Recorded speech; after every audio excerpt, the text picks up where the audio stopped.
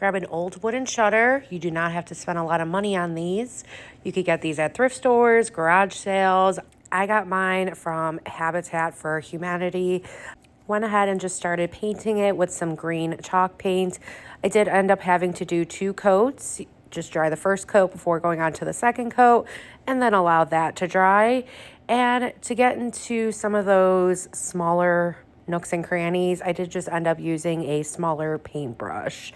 And then once that was completely dry, just to give it more of a weathered look, I just went around it with a sanding block and just sand it until you are satisfied.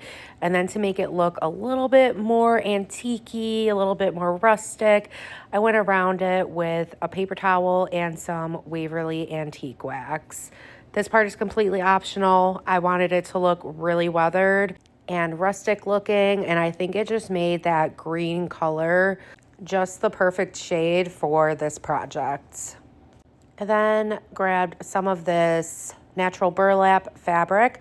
I got this from Dollar Tree, but any craft store or Walmart will carry it. Just cut it down to size, and all I'm doing is just creating a small pouch at the bottom of the shutter.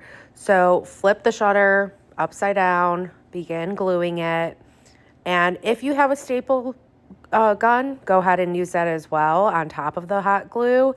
And then on the other side, you want to just make sure that you're not tightening this fabric as tight as it will go. You want to leave some excess in there so that way it does create a pouch, because you're going to be filling it up with something.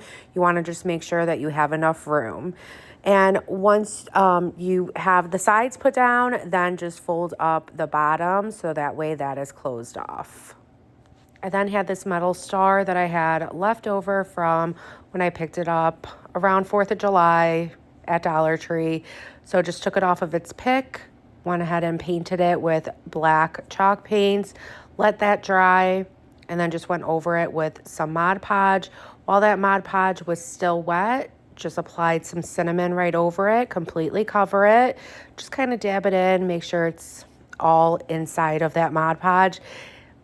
Dump out the excess. Make sure you save that excess, okay? You don't want to waste that. And no, I do not use that cinnamon in my kitchen. That is just for my craft room. Let that dry. Go over it with another coat of Mod Podge to seal and protect the cinnamon, and now you just created this beautiful rusty looking star. Then I grabbed some of this homespun fabric from Hobby Lobby, just cut a strip off of it, tied it off in a bow, hot glued it to the top left of that burlap pouch, and then just glued my star to the middle of the pouch. I am using hot glue and some Fix-All Dollar Tree adhesive glue. And that's what the pouch looks like. How adorable. I did just create this small little welcome sign using some leftover wood and my Cricut machine.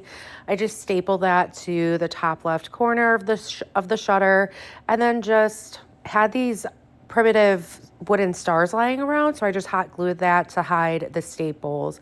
And then just fill that pouch up with any floral or greenery of your choice.